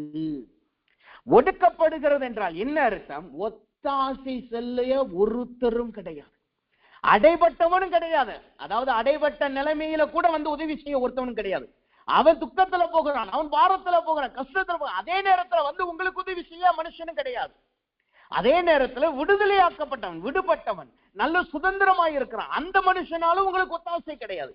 ஒத்தாசை செய்ய ஒருவரும் இல்லாத நிலைமைதான் ஒடுக்கப்பட்ட நிலைமை. அதை இன்னும் விளக்கமாய் நாம பார்த்தோம்னா உபாகமத்தின் புஸ்தகம் 26வது அதிகாரம் 7வது வசனத்துல ஜனங்கள் தேவனை இடத்துல சமூகத்துல சொன்னதை குறித்து தேவ ஜனங்கள் அங்கு சொல்லுகிறார்கள். அவர்கள் எப்படி ஒடுக்கப்பட்டார்களாம்? சிறுமைப்படுத்தப்பட்டு வருத்தப்பட்டு ஒடுக்கப்பட்டோம். அப்ப ஒரு மனிதனுடைய வாழ்க்கையில ஒடுக்குதல் வருதுன்னா என்ன அர்த்தம்? அவனுக்கு ஒத்தாசை செய்ய ஒரு மனிதனும் கிடையாது. இல்லாதவனும் வந்து உதவி செய்ய மாட்டேங்கிறான், இருக்கிற மனுஷனும் வந்து உதவி செய்ய யாருமே இல்லை. எங்கிட்டு திரும்பினாலும் பதில் இல்லை, எங்கிட்டு கதறினாலும் எந்த ஒத்தாசையும் வரல, எங்கிட்டு திரும்பினாலும் முட்டிக்கொண்டு ஒரு முட்டு சந்தை போல காணப்படுகிற நிலைமைதான் இந்த ஒடுக்கப்படுகிற நிலைமை. இஸ்ரவேல் ஜனங்கள் சிறுமைப்படுத்தப்பட்டு வருத்தப்பட்டு ஒடுக்கப்பட்டார்கள். அப்போ ஒரு மனிதனுடைய வாழ்க்கையில ஒடுக்குதல் வந்துருச்சுன்னா அவர்கள் எந்த நிலைமையில இருந்தாங்களோ அந்த நிலைமையிலிருந்து அவர்கள் தள்ளப்பட்டு சிறுமைப்பட்ட நிலைமைக்கு மாறப்படுவாங்க. இரண்டாவது வருத்தப்படுவார்கள். வருத்தப்படுவார்கள் என்ற என்ன அர்த்தம்? யாத்ராமத்தின் புஸ்தகம் 3வது அதிகாரம் 7வது சொல்லுது, கூக்குரலிட்டார்கள். நான் சிரமப்பட்டுட்டேன், எனக்கு உதவி செய்ய யாரும் இல்லை, யாராவது உதவி செய்ய மாட்டார்களா என்று சொல்லி கதறி கதறி கதறிக்கிட்டு இருக்கிறது தான் இந்த கூக்குரலை காட்டுகிறது. இன்றைக்கு கர்த்தர் சொல்லுகிறார், யாருக்கு இரண்டாவது தேவன் செவி கொடுக்கிறாராம்? ஒடுக்கப்பட்டவர்களுக்கு. யாருக்கு உதவி இல்லையோ, யாருக்கு உதவி செய்ய யாருமே புறப்பட்டு வரலையோ அவர்களுக்கு தேவன் இன்றைக்கு இரக்கம் பாராட்டுகிறவராய் காணப்படுகிறார். வேதத்துல நீங்க பாத்தீங்கன்னா 38 வருடம் வியாதிப்பட்ட ஒரு மனுஷனை குறிச்சு நம்ம பார்க்க முடியும். அவனுக்கு உதவி செய்ய யாருமே இல்லை. அவனுக்கு என்ன உதவி தேவை? ஒரு சின்ன உதவிதான். தூதன் வந்து அந்த குளத்தை கலக்கும் போது இந்த மனுஷனை உள்ள தள்ளி விடணும், அல்லது தூதன் வந்து அந்த குளத்தை கலக்கும் போது இந்த மனுஷனை தூக்கி போடணும். இது மட்டும்தான். 38 வருஷம், ஒரு நாள் 2 நாள் அல்ல, 38 வருஷம். 38 வருஷம் அவனுக்கு உதவி செய்ய யாருமே இல்லை. அப்ப யோசிச்சு பாருங்க, 38 வருஷம் எவ்வளவு பாடுகளை எவ்வளவு துக்கத்தை அனுபவிச்சிருப்பான்னு பாருங்க. அவனுடைய வாழ்க்கை எப்படிப்பட்ட துக்கத்துல போயிருக்கும் பாருங்க. குறைஞ்சது அவனுடைய வாழ்க்கை 38 வருஷம்னு நீங்க போட்டு பாத்தீங்கன்னா 365 நாளை இன்ட்டு பண்ணி பாத்தீங்கன்னா 13,879 நாட்கள் அவனுடைய வாழ்க்கையில் அவன் பாடுகளை அனுபவித்தனாய் காணப்பட்டிருக்கான். 13,879 நாட்கள். ஒரு நாள் 2 நாள் அல்ல. இன்னைக்கு நமக்கு ஒரு வாரம் வந்த ஒடுக்குதல் வந்தாலே நம்மளால தாங்க முடியல. ஒரு வாரம் யார் உதவி செய்யாம இருந்தாலே நம்மளால தாங்க முடியல. ஆனா ஒரு மனுஷனை பாருங்க, 13,000 நாட்கள், 38 வருஷம். ஆனால் இயேசு அவனிடத்துல போனார், அவனை கண்டார். அவன் இயேசுவை கூப்பிடல, அவன் இயேசுகிட்ட போய் ஆண்டவரே தாவீதின் குமாரனே எனக்கு உதவி செய்யன்னு சொல்லல. ஆனா இயேசு அவனுடைய ஒடுக்குதலை பார்த்தார். இன்றைக்கு கர்த்தர் சொல்லுகிறார், நீங்கள் ஒடுக்கப்பட்ட நிலைமையிலே காணப்படுகிறீர்களா? கர்த்தர் இன்றைக்கு ஒத்தாசை செய்ய வல்லமையுள்ளவராய் காணப்படுகிறார். நெருக்கத்தை கூட சில நேரம் நம்மளால் ஏத்துக்க முடியும். ஏன் தெரியுமா? நெருக்கத்துல இருந்தா சாப்பிடுறதுக்கு ஆகாரம் கிடைக்கும். நெருக்கத்துல இருந்தா கூட பக்கத்துல யாராவது ஏதாவது புலம்புறது கூட ஆள் இருக்கும். லேயால சுத்தி அவனுடைய குமாரர்கள் இருந்தாங்க, தூதாய் கனியை கொடுக்க. லேயால சுத்தி புலம்புகிறதுக்கு அவனுக்கு வேலையாட்கள் இருந்தாங்க. ஆனா ஒரு மனுஷன் ஒடுக்கப்பட்டுட்டா அவனுக்கு புலம்ப கூட ஆள் இருக்காது. அவன் ஒடுக்க எல்லா பகுதியிலும் அவன் அப்படியே ஒரு பாக்ஸ்குள்ள அடைக்கப்பட்டவனை போல காணப்படுவான். நீங்க இந்த கடுங்காவல் சிறையை குறித்து நீங்க பாத்தீங்கன்னா, அந்த கடுங்காவல் சிறையில பாத்தீங்கன்னா அந்த சிறைக்குள்ள அது இருட்டா இருக்கும், கும் இருட்டா இருக்கும். அதுக்குள்ள இந்த ஒரு மனுஷனை தான், அந்த பிரிசனரை மட்டும்தான், அந்த சிறை கைதியை மட்டும்தான் போட்டிருப்பாங்க. அவனை யார்கிட்டையும் பேச விட மாட்டாங்க, அவனை யார்கிட்டையும் உறவோட கொண்டாட மாட்டாங்க, யார்கிட்டையும் முகத்தை பார்த்து பேச முடியாது. அவனுக்கு குறித்த நேரத்துக்கு வெளியில வரணும், திரும்ப அதுக்குள்ளேயே போயிடணும். குறித்த நேரத்துல வெளியில வந்து குளிக்கணும், அதுக்கப்புறம் திரும்ப உள்ள போயிடும். கடுங்காவல் என்றால் அதுக்குள்ளேயே அவனுடைய வாழ்க்கை தனிமையிலேயே மறித்து போவான். சிறை என்றாலே தனிமை, ஆனா அதுலயும் இன்னும் தனிமையா இருக்கிறதா இந்த ஒடுக்கப்படுகிற நிலைமை. கர்த்தர் சொல்லுகிறார், அன்றைக்கு அந்த மனுஷன் ஒடுக்கப்படும் பொழுது அவனுடைய செவிக்கு அவனுடைய சத்தத்துக்கு தேவன் செவி கொடுத்தார் அல்லவா, அதே போல் கர்த்தர் இன்று நம்முடைய ஒடுக்குதலுக்கும் உங்களுடைய ஒத்தாசை இல்லாத நிலைமைக்கு தேவன் செவி கொடுக்கிறவராய் காணப்படுகிறார். உங்களுக்கு ஜனங்கள் வாக்கு பண்ணியிருந்திருக்கலாம், நீ என்ன நம்பி செய்ப்பா, நான் உனக்கு உதவியா இருக்கிறேன், என்ன நம்பி இந்த காரியத்தை செய், நான் உனக்கு எந்த பிரச்சனை வந்தாலும் நான் உன்னை தாங்குறேன், நீங்க எங்கிட்ட வாங்க, நான் உங்களுக்கு உதவி செய்யறேன். உங்களுக்கு பணம் தேவையா, பொருள் தேவையா, அதிகாரம் தேவையா, உயர்வு தேவையா, ஊழியம் தேவையா, எதுனாலும் சரி என்கிட்ட வாங்கப்பா, நான் உங்களுக்கு செய்யறேன், நீ எனக்கு உதவி செய்திருக்காய் அல்லவா என்று சொல்லி வாக்கு பண்ணியிருந்திருக்கலாம். ஆனால் இன்றைக்கு அவர்கள் உங்களை விட்டு தெரித்து ஓடினவர்களை போல இருந்திருக்கலாம். பேதுரு சொன்னான், ஆண்டவரே நம்மளிடத்துல பட்டயம் இருக்கு, நான் வந்தா கொலை செய்வேன், நான் உமக்காக மரணம் வரைக்கும் நிற்பேன். ஆனா ஓடினது யாரு? பேதுரு தெரித்து ஓடினான். அவன் இயேசுவை நான் அறியேன் என்று சத்தியம் பண்ணி மறுதளித்தான். இன்றைக்கு கர்த்தர் கேட்கிறான், உங்களுடைய வாழ்க்கையில் நீங்கள் நம்பிக்கையா இருந்தவர்கள் உங்களை விட்டு ஓடி போனார்களா? யாரை நீங்கள் நம்பி சத்தியப்பட்டீர்களோ அவர்கள் உங்களை சத்தியத்தை பொய்யாக்கி ஓடி போனார்களா? எந்த பக்கத்துல உங்களுக்கு ஒத்தாசை இல்லையா?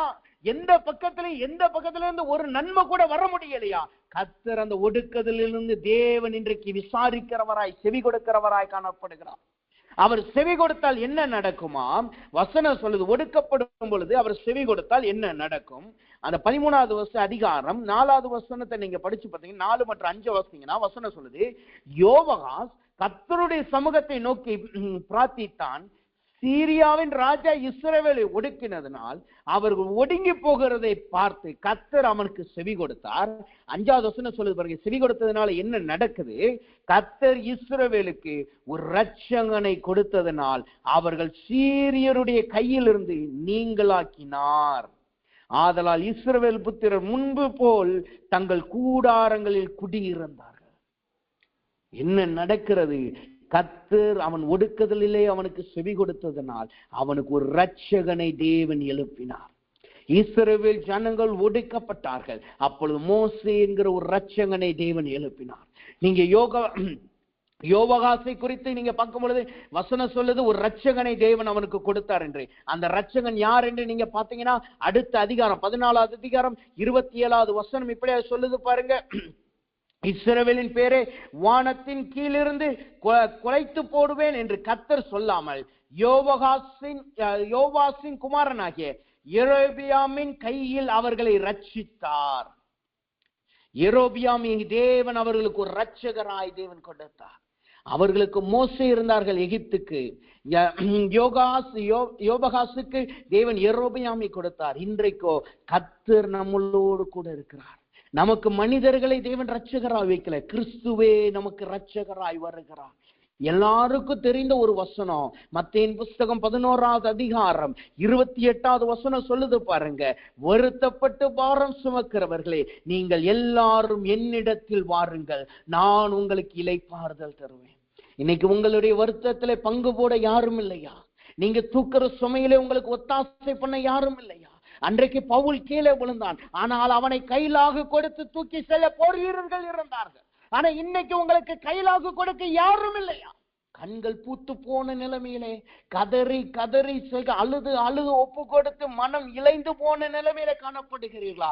கர்த்தர் சொல்லுகிறார், வருத்தப்பட்டு பாரம் சுமக்கிறவர்களே என்னிடத்துல வாருங்கள். இந்த வசனம் நம்மளுக்கு நல்லா தெரிஞ்ச வசனம், நல்ல மனப்பாடமா பரிச்சயமான வசனம். ஆனா எத்தனை முறை நாம் இந்த வசனத்தை வைத்து நாம் ஜெபித்திருக்கிறோம்? நம்ம புதிய சத்தியம், மறைவான காரியங்களை, மறைவான வார்த்தைகளை வைத்து ஜெபிக்கணும் என்று ஆசைப்படுகிறோம். ஆனா தேவன் வெளிப்படையா இவ்வளவு பெரிய ஒரு ரட்சிப்பை நம்மளுக்கு வைத்திருக்கிறார். அது என்ன ரட்சிப்பு? வருத்தப்பட்டு பாரம் சுமக்கிறவர்களை என்னிடத்துல வாருங்க, மனுஷர்களிடத்துல போக வேண்டாம். உங்களுக்கு இரட்சகர் நானே உங்களை ஒடுக்குதல் இருந்து விடுதலை ஆக்குவேன். இன்றைக்கு உங்களுடைய ஒடுக்குதல் என்னவா இருக்கிறது? மனிதர்களினால் நீங்கள் ஒடுக்கப்படுகிறீர்களா? வியாதியினால் ஒடுக்கப்படுகிறீர்களா?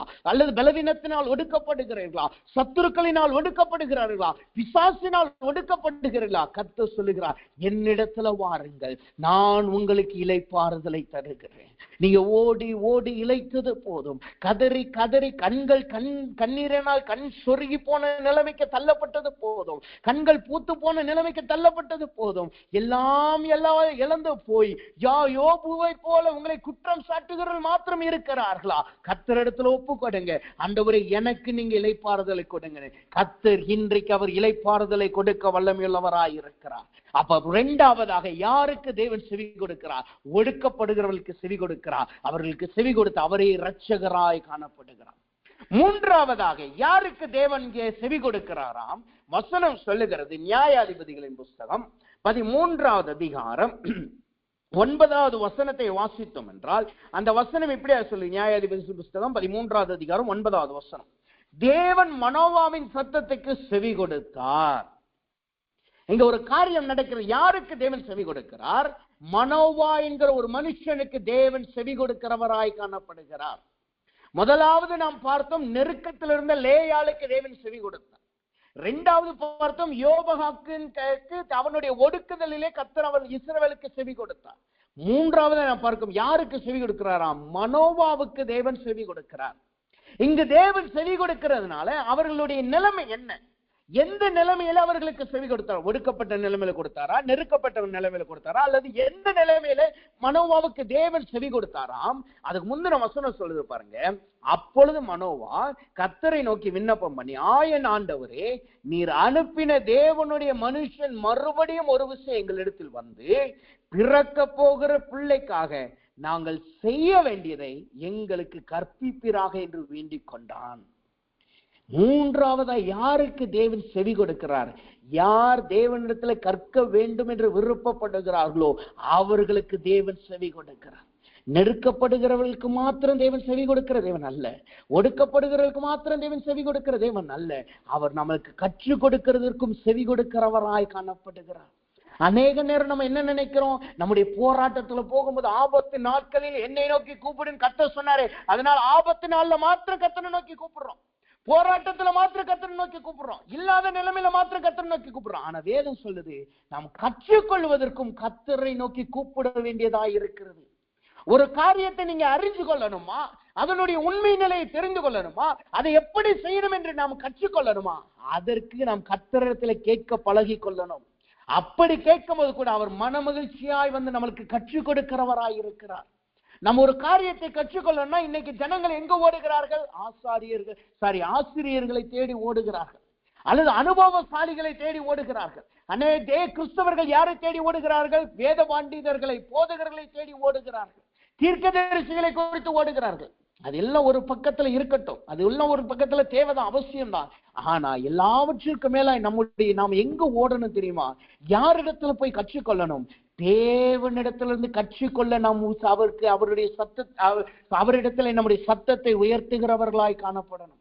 அப்ப வேதம் சொல்லுது, அவர் ஒடுக்கப்படுகிற நெருக்கப்படுகிற மாத்திரம் செவி கொடுக்கிறது இல்லை, யார் அவரிடத்துல கற்றுக்கொள்ள வேண்டும் என்று விருப்பப்படுகிறார்களோ அவர்களுக்கு தேவன் செவி கொடுக்கிறார்.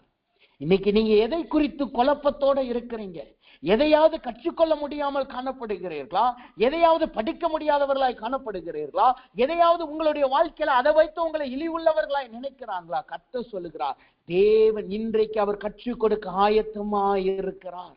மனோவா கேட்டான், ஆண்டவரே, நான் கற்றுக்கொள்ள, பிள்ளையை வளர்ப்பது எப்படி என்று நான் கற்றுக்கொள்ள எனக்கு சொல்லுங்க ஆண்டவரே.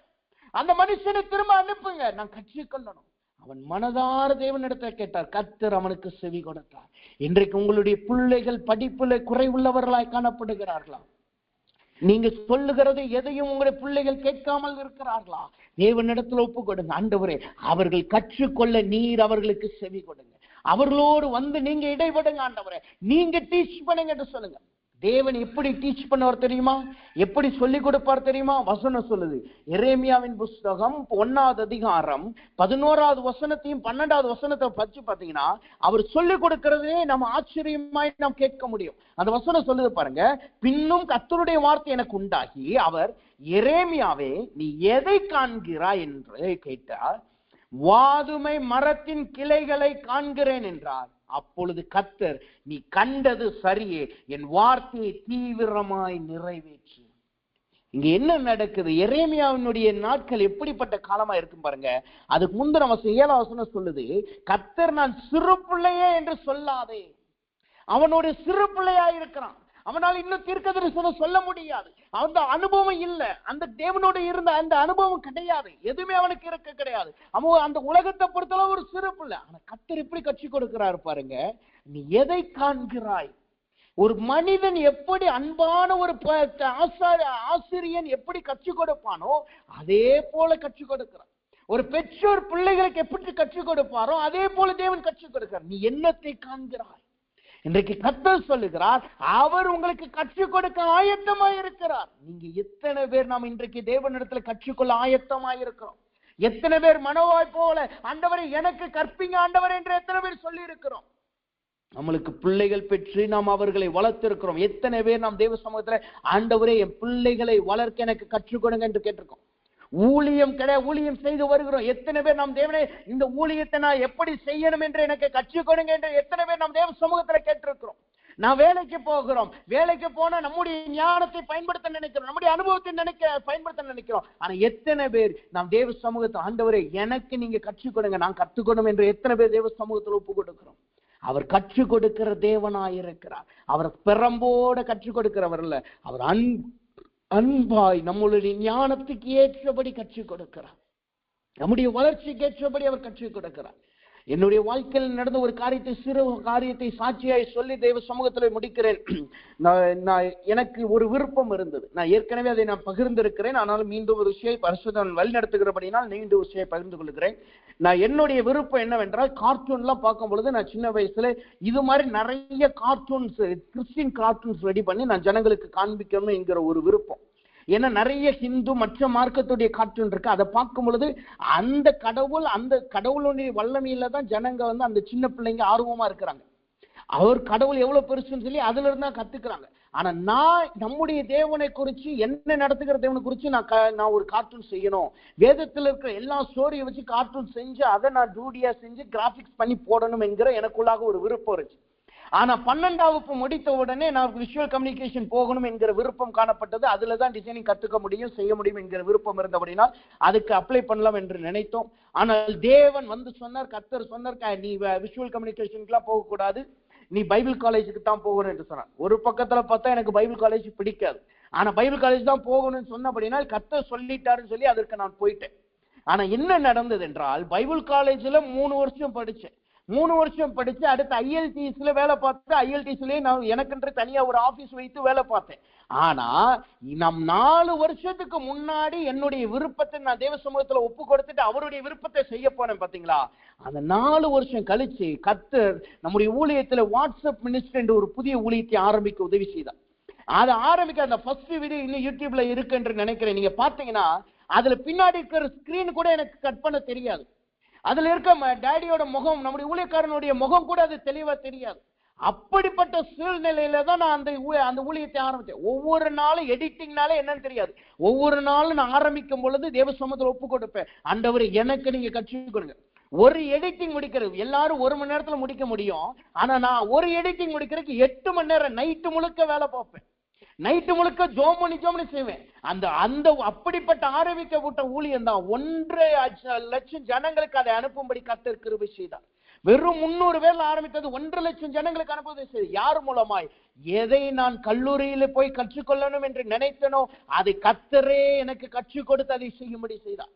இன்றைக்கும் தேவனுடைய ஊழியத்தில் எடிட்டிங் ஊழியத்தை செய்ய கர்த்தர் வைத்திருக்கிறார். அதேங்க மற்ற காரியத்தை கற்றுக் கொடுத்திருக்கிறார். எதற்காக நான் இதை சொல்லுகிறேன்? கர்த்தர் கற்றுக் கொடுக்கிற தேவனாய் இருக்கிறார். இன்றைக்கு நீங்க எதை குறித்து கற்றுக்கொள்ளணும்? உங்க பிள்ளைகளை குறித்து கற்றுக்கொள்ளணுமா? ஊழியத்தை குறித்து கற்றுக்கொள்ளணுமா? வாழ்க்கையை குறித்து கற்றுக்கொள்ளணுமா? தேவனிடத்தில் ஒப்பு கொடுங்க. மனோபாவை போல சொல்லுங்க, ஆண்டவரே எனக்கு நீங்க கற்றுக் கொடுங்க ஆண்டவரே. அவர் செவி கொடுக்கிற தேவனாயிருக்கிறார். அவர் செவி கொடுக்கிற தேவனாயிருக்கிறார். அப்ப தேவ சமூகத்துல வந்திருக்கிறோம். அவரிடத்திலிருந்து கற்றுக் கொடுக்கிறதற்காய் நம்முடைய சத்தத்தை உயர்த்துகிறவர்களாய் நாம் காணப்படுவோமாக. அப்ப வேதம் சொல்லுகிறது, அவர் கற்றுக் கொடுக்கிறதுக்கு செவி கொடுக்கிற தேவனாயிருக்கிறார். இன்றைக்கு எதை குறித்து நாம் கற்றுக்கொள்ள விருப்பப்படுகிறோம், எதை குறித்து அறிந்து கொள்ள விருப்பப்படுகிறோம்? நான் மீண்டும் சொல்கிறேன், நம்முடைய வாழ்க்கையில எது செய்தாலும் தேவனுடைய உதவியோடு செய்து பாருங்கள். அதில் சக்சஸ் தேவன் கொடுப்பார், அதில் ஜெயத்தை கொடுக்கிறவராயிருக்கிறார் அவர். ஏனென்றால் அவர் அண்ட சராசரங்களை உருவாக்கினார். அவர் சந்ததி சந்ததியால் உதவி செய்து கொண்டு வந்திருந்த தேவன். இன்னைக்கு நமக்கு அது ஒரு புதிய போராட்டத்தை போல தெரியலாம், புதிய குழப்பத்தை போல தெரியலாம். ஆனா அது பல ஆண்டுகளுக்கு முன்பாய், பல ஆயிரம் ஆண்டுகளுக்கு முன்பாய் ஏற்கனவே தேவன் அதற்கு ஒரு சொல்யூஷனை ஜனங்களுக்கு கொடுத்திருப்பார். இன்னைக்கு அதே சொல்யூஷனை இன்னைக்கு கர்த்தர் நம்மளுக்கு கொடுக்க ஆயத்தமா இருக்கிறார். அப்ப தேவன் சொல்லுகிறார், நெருக்கப்படும் போது மாத்திரமல்ல, ஒடுக்கப்படும் போது மாத்திரமல்ல, நாம் கற்றுக்கொள்ளணும் என்று தேவ பாதத்துல உட்காரும் பொழுது கர்த்தர் நமக்கு செவி கொடுக்கிறவராய் இருக்கிறார். அவர் இன்றைக்கு உங்களுக்கு செவி கொடுக்கிறவரா இருக்கா? இன்றைக்கு எத்தனை பேர் வேதத்தை கற்றுக்கொள்ள வாஞ்சி உள்ளவர்களாய் இருக்கிறோம். வேதத்தை எவ்வளவு ஆண்டுகளாய் வாசிக்கிறோம். தேவனிடத்துல கேளுங்க, ஆண்டவரே வேதத்தின் ரகசியத்தை எனக்கு கற்றுக்கொள்ளுங்க. எப்படி நாம் பேசணும் என்பதை கற்றுக்கொடுங்க. வேதத்தை எப்படி நாம் மற்றவர்களை வியாக்கியானம் பண்ணணும் என்பதை கற்றுக்கொடுங்க. அந்நிய பாஷையில நிரம்ப பேச எனக்கு கற்றுக்கொடுங்க. எப்படி நடக்கணும் என்பதை கற்றுக்கொடுங்க.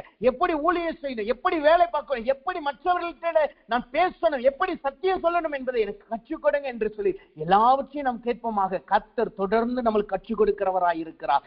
எப்படி எரேமியாவுக்கு கற்றுக் கொடுத்தாரோ அதே போல் கர்த்தர் நம்மளுக்கு கற்றுக் கொடுக்க வல்லவராய் இருக்கிறார். அப்ப தேவ சமூகத்தில் வந்திருக்க நாம் இப்பொழுது எல்லாரும் நம் கண்களை மூடுவோமாக. தேவனிடத்தில் ஒப்பு கொடுங்க. இன்றைக்கு 3 மனிதர்களை குறித்து பார்த்தோம். ஒன்னு லேயாள், 2வது யோகபால், 3வதாக மனாசே. இந்த 3 பேருக்கும் தேவன் செவி கொடுத்தா. 3 பேருடைய நிலைமை வெவ்வேறு நிலைமை. ஒரு மனுஷன் நெருக்கப்பட்டார், ஒருவன் ஒடுக்கப்பட்டான், ஒருவன் கற்றுக்கொள்ள தேவ சமூகத்தில் வந்தான். இன்றைக்கு நம்முடைய நிலைமை இன்றைக்கு எப்படி இருக்கு? நீங்க நெருக்கத்தில் இருக்கிறீங்களா? கர்த்தர் உங்களுக்கு செவி கொடுக்கிறார். நீங்க ஒடுக்கப்படுகிற நிலைமையில ஒத்தாசை இல்லாமல் இருக்கிறீங்களா? கர்த்தர் உங்களுக்கு செவி கொடுக்கிறார். நீங்க கற்றுக்கொள்ள எது தெரியாம பேதையை போல காணப்படுகிறீர்களா? உங்களை அதை வைத்து ஜனங்கள் கேவலப்படுத்துகிறார். உனக்கு ஒண்ணும் தெரியாது என்று சொல்லி உங்களை உதாசீனப்படுத்துகிறா? கர்த்தரிடத்தில் ஒப்பு கொடுங்க. ஆண்டவர் எனக்கு நீங்க கற்றுக் கொடுங்க, எனக்கு நீங்க கற்றுக் கொடுங்க என்று சொல்லுங்க. கர்த்தர் இன்றைக்கு கற்றுக் கொடுக்க அவர் நமக்கு செவி கொடுக்கிறவராய் காணப்படுகிறார். எல்லாரும் கண்களை மூடுவோமா? தேவ சமூகத்தில் ஒப்பு கொடுப்போமா? எல்லாரும் கண்களை மூடுங்க. சோதிரம் ஆண்டவரே, சோதிரம் ஆண்டவரே. லீபா தூடா ஹந்தா நெக்கா துரா பது நகசனக்க தரவலவரமா. அவருடைய செவிகள் இன்றைக்கு திறந்ததா இருக்கிறது. எல்லாரும் சத்தத்தை உயர்த்தி தேவ சமூகத்துல ஜெபிக்க ஆரம்பிங்க. லேயாள் கர்த்தரிடத்துல பேசினார், அந்த யோகபாஸ் கர்த்தரிடத்துல பேசினார், மனோவா கர்த்தரிடத்துல பேசினார். கர்த்தர் அவர்களுக்கு செவி கொடுத்தார். இன்றைக்கு தேவன் நமக்கு செவி கொடுக்கும்படியாய் நம்மத்தில இறங்கி வந்திருக்கிறார். இந்த அதிகாலை வேளையில் அவர் இறங்கி வந்திருக்கிறார். சாத்தானுக்கே நியாயம் செய்த தேவன் இன்றைக்கு அவர் நியாயம் செய்ய நமக்கு புறப்பட்டு வந்திருக்கிறார். உங்கள் நெருக்கத்திலே, உங்களை விசாலத்திலே கொண்டு போக நிறுத்த வல்லமையுள்ள தேவனாய் இருக்கிறார். உங்கள் ஒடுக்கப்பட்ட சூழ்நிலை உங்களை தூக்கி எடுக்க வல்லமையுள்ளவராய் காணப்படுகிறார். அவரே நமக்கு இரட்சகராய் இருக்கிறார். நீங்கள் கற்றுக்கொள்ள முடியாமல் இருக்கிறீர்களா? உங்களை கேவலப்படுத்துகிறார்களா? கற்றுக்கொள்ள வாஞ்சியே இருந்த தேவ சமூகத்தில் சொல்லுங்க, ஆண்டவரே எனக்கு இதை நீங்க கற்றுக்கொடுங்க. நான் எப்படி செய்ய வேண்டும் என்பதை கற்றுக்கொடுங்க. நீங்க எது செய்தாலும் தோல்வியில போய் முடிக்கிறதா? எப்படி எவ்வளவு போராடினாலும் வளர முடியலையா? எவ்வளவு போராடினாலும் எந்த வளர்ச்சியும் வாழ்க்கையில இல்லையா? தேவனிடத்துல கேளுங்க, இதை நான் எப்படி செய்யணும் கர்த்தாவே? இந்த காரியத்தை நான் எப்படி செய்யணும்? எனக்கு நீங்க கற்றுக்கொடுங்க ஆண்டவரே என்று கேளுங்க. மனோவா கேட்டான், என் பிள்ளையை வளர்க்கும் எது எனக்கு கற்றுக்கொடுங்க என்று கேட்டான். கர்த்தரிடத்துல கேளுங்க, ஆண்டவரே நான் இதை செய்ய எனக்கு கற்றுக்கொடுங்க என்று கேளுங்க. கர்த்தர் நமக்கு இப்ப செவி கொடுக்கிறவராய் இருக்கிறார். லீபா தூடா ஹந்தா நக்க துரா பல்ல பூதன ஹந்த நிக்கதர பலவரபா. நம்மளுக்கு எவ்வளவு அனுபவங்கள் இருக்கலாம், எத்தனையோ வருஷ அனுபவங்கள் இருக்கலாம். ஆனால் கர்த்தர் கற்றுக் கொடுக்கிறது புதுமையாய் காணப்படும். ஒரு மனிதனும் அறியாததை தேவன் உங்களுக்கு கற்றுக் கொடுப்பா. ஒரு மனிதனும் புரியாததை தேவன் உங்களுக்கு புரிய வைப்பா. ஒரு மனிதனும் தெரிந்து கொள்ளாததை தேவன் உங்களுக்கு வெளிப்படுத்துவா. தீபா தூடா ஹந்த நெக்கதர பலவரபா. முதலாவதாக இப்பொழுது நெருக்கத்தில் இருக்கிற உங்களை தேவன் விசாலத்திற்கு கொண்டு வருகிறார். லேயாளை போல எந்த பக்கத்துல நெருக்கமா, எல்லாருனாலும் வெறுக்கப்பட்டு இருக்கிறீங்களா? உங்களுடைய மனமகிழ்ச்சி நாட்கள் துக்க நாட்களா இருக்கிறதா? சந்தோஷமா இருக்க வேண்டிய குடும்பம் இன்றைக்கு துக்கத்துல போய் கொண்டிருக்கிறதா? சொந்த உறவினர்கள் ராகேலை போல லேயால் வெறுத்ததை போல வெறுக்கப்பட்டு இருக்கிறீர்களா? கர்த்தர் சொல்லுகிறார், நீங்கள் தூதாயின் கனியை நீங்கள் நம்ப வேண்டியது அவசியம் இல்லை. யாரையும் நீங்க நம்ப வேண்டியது அவசியம் இல்லை. உலகம் சொல்லலாம், இனிமேல் உங்களுக்கு நடக்காது, உன் நாட்கள் முடிந்து போனது, இனிமே உனக்கு ஆசீர்வாதம் பிள்ளை பெறுதல் இல்லை என்று சொல்லலாம். கர்த்தர் சொல்லுகிறார், உங்களுக்கு அதை பெறச் செய்கிற தேவன் பெறச் செய்யாமல் இருப்பாரோ? உதவி செய்கிற தேவன் உதவி செய்யாமல் இருப்பாரோ? கர்த்தர் எது இயற்கைக்கு மாறான அற்புதங்களை உங்கள் வாழ்க்கையில இன்னைக்கு செய்ய வல்லமையுள்ளவராயிருக்கிறார். லீபா தூடா ஹந்த நெக்கதர பல பூதனி ஹந்த நெக்கதர பல பரபா. ஆண்டவரே, இப்பொழுது நம்முடைய பிள்ளைகளை நெருக்கத்திலிருந்து விடுதலையாக்குவீராக. லேயாளுக்கு இரக்கம் பாராட்டினது போல நம்முடைய பிள்ளைகளுக்கு நீர் இரக்கம் பாராட்டுவீராக ஆண்டவரே. அதே போல் கர்த்தர் கேட்கிறார், இன்றைக்கு ஒத்தாசை இல்லாமல் ஒடுக்கப்பட்ட நிலைமையில நீங்கள் காணப்படுகிறீர்களா? எந்த பக்கத்துல போனாலும் ஒத்தாசை இல்லை, அடைக்கப்பட்டவனாலையும் ஒத்தாசை இல்லை, விடுவிக்கப்பட்டவனாலும் ஒத்தாசை இல்லை, எப்பகுதியிலும் ஒத்தாசை இல்லாமல் ஒத்தாசை செய்கிறவன் ஒருவனும் இல்லாமல் காணப்படுகிறீர்களா? கர்த்தரே உங்களுக்கு இரட்சகராய் இருக்கிறார். தேவனிடத்துல கேளுங்க, ஆண்டவரே, என் பாரத்தை உம்முடைய கரத்துல வைக்கிறேன், நீர் எனக்கு இரட்சகராய் காணப்படுங்க என்று சொல்லுங்க. நீர் எனக்கு இரட்சகராய் இருங்க என்று சொல்லுங்க. கர்த்தர் உங்களுக்கு இரட்சகராய் வெளிப்படுகிறார். அவர் சொல்லுகிறார், பாரப்பட்டு சுமக்கிற எல்லாரும் என்னிடத்துல வாருங்க, நான் உங்களுக்கு இளைப்பாறுதலை தருகிறேன். இப்ப கர்த்தரிடத்துல ஒப்பு கொடுங்க. உங்கள் ஒடுக்குதலில் இருந்து கர்த்தர் உங்களுக்கு விசாலத்தை, உங்களுக்கு ஒரு ஜெயத்தை கொடுக்கிறார்.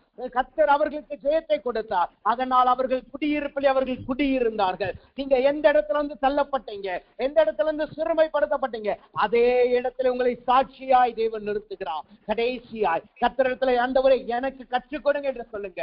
வேதத்தை பற்றி கற்றுக் கொடுங்க, எப்படி ஜெபிக்க வேண்டும் என்பதை கற்றுக் கொடுங்க, ஊழியத்தை கற்றுக் கொடுங்க. எதை குறித்து கற்றுக்கொள்ள விருப்பப்படுகிறீங்க? மனோஸ்தவியை போல கேளுங்க, ஆண்டவரே, எனக்கு நீ தேவகுமாரனா இருக்கிறபடினா, என்னுடைய இரட்சகராய் இருக்கிறபடினா எனக்கு கற்றுக் கொடுங்க என்று சொல்லுங்க. பிள்ளைகளை குறித்து கலக்கமா? அவர்களை எப்படி கையாள வேண்டும் என்கிற எண்ணம் இல்லையா?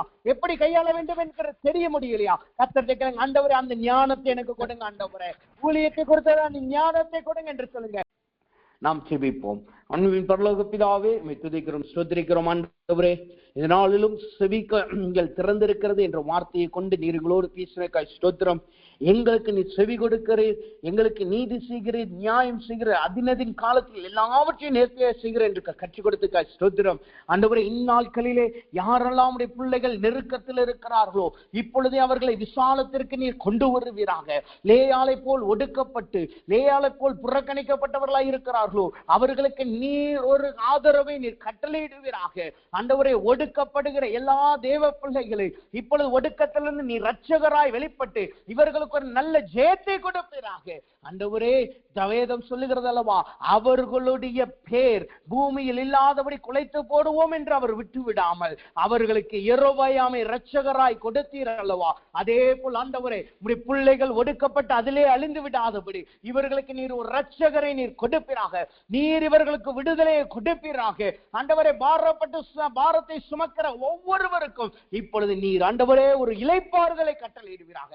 எல்லாவற்றுக்கும் மேலாக நீர் இவர்கள் கற்றுக்கொள்ள வரும் பொழுது இவர்களுக்கு நீர் கற்றுக் கொடுப்பீராக. ஆண்டவரே, எரேமியாவுக்கு கற்றுக் கொடுத்தது போல, தானியேலுக்கு கற்றுக் கொடுத்தது போல, யோவானுக்கு கற்றுக் கொடுத்தது போல, எசேக்கியேலுக்கு கற்றுக் கொடுத்தது போல உம்முடைய பிள்ளைகளுக்கு நீர் கற்றுக் கொடுப்பீராக. எல்லாவற்றிலும் தேறினவர்களாய் மாறுவார்களாக, தேறினவர்களாய் காணப்பட தேவன் உதவி செய்வீராக. அப்படி நீ நடத்துகிறக்காய் நன்றி செலுத்துகிறோம். எங்கள் சத்தத்துக்கு, எங்கள் கூப்பிடுதலுக்கு உம்முடைய செவிகள் கேட்கிறதாயும் திறந்திருக்கிறதுக்காய் கர்த்தரை ஸ்தோத்திரிக்கிறோம். ஆண்டவரை நன்றி செலுத்துகிறோம். கர்த்தாவே, எல்லா துதி கனமே நமக்கு செலுத்துகிறோம். இயேசுவின் நாமத்தில் ஜெபிக்கிறோம் நல்ல பிதாவே. ஆமென், ஆமென்.